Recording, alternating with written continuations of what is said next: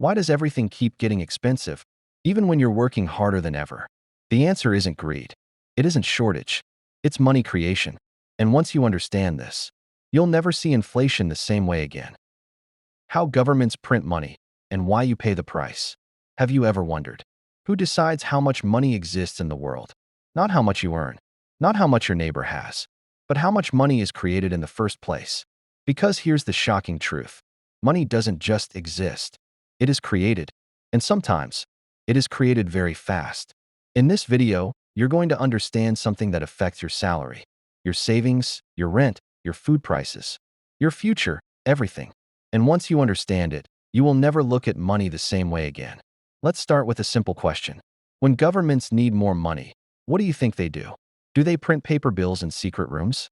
Do they just turn on a machine and produce unlimited cash? The reality is more complex and much more powerful. Modern money is mostly digital. That means when governments or central banks print money, they are often not printing physical notes. They are creating digital money in the banking system. And that changes everything. Now imagine this. There is a country with 100 units of money in total circulation. People work. Businesses trade. Prices are stable.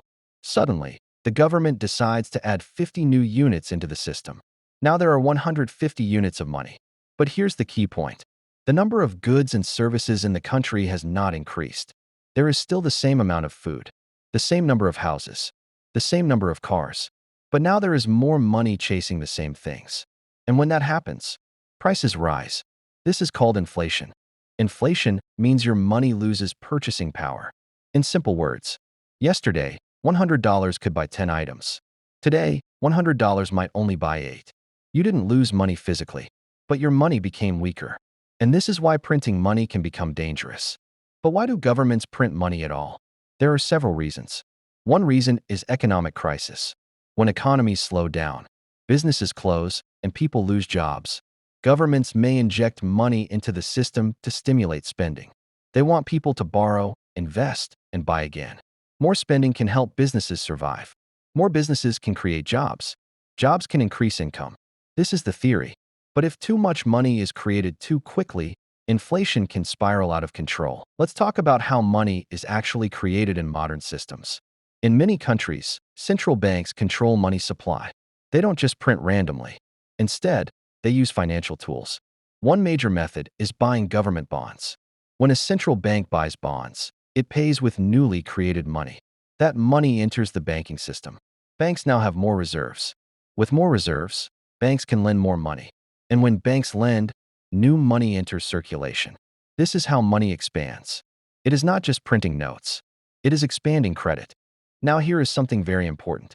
Most money in the modern world is created by banks when they give loans. When a bank approves a loan, it doesn't hand out someone else's deposited money. It creates new digital money in your account. That money did not exist before the loan. This process increases the total money supply. So when people borrow more, money increases. When people repay loans, money decreases. That means money supply is dynamic. It expands and contracts. Now imagine what happens if too much money is created for too long. Prices keep rising. People notice things getting more expensive. They demand higher wages. Businesses increase prices to cover costs. This creates a cycle. If uncontrolled, inflation can become extreme.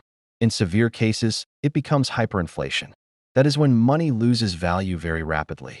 In history, some countries experienced situations where people needed wheelbarrows of cash to buy basic goods. Money becomes almost worthless. That is the extreme risk of excessive money printing. But let's bring this closer to everyday life. Even moderate inflation affects you.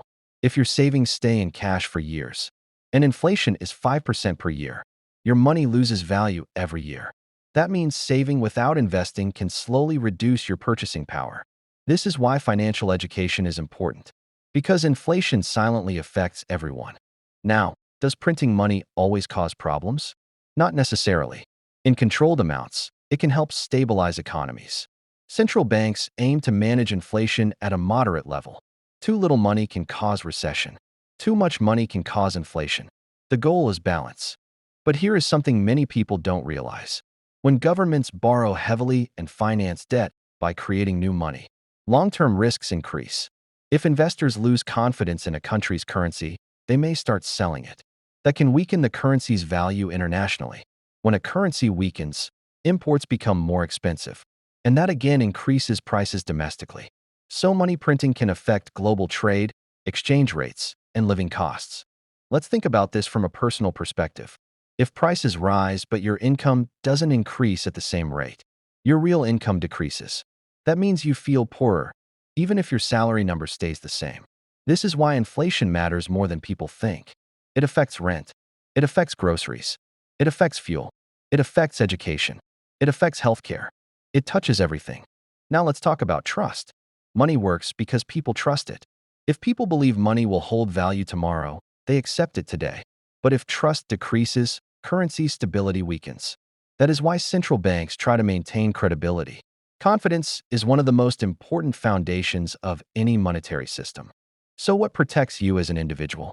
Understanding how money works, diversifying savings, learning about inflation, being aware of economic news, and making informed financial decisions.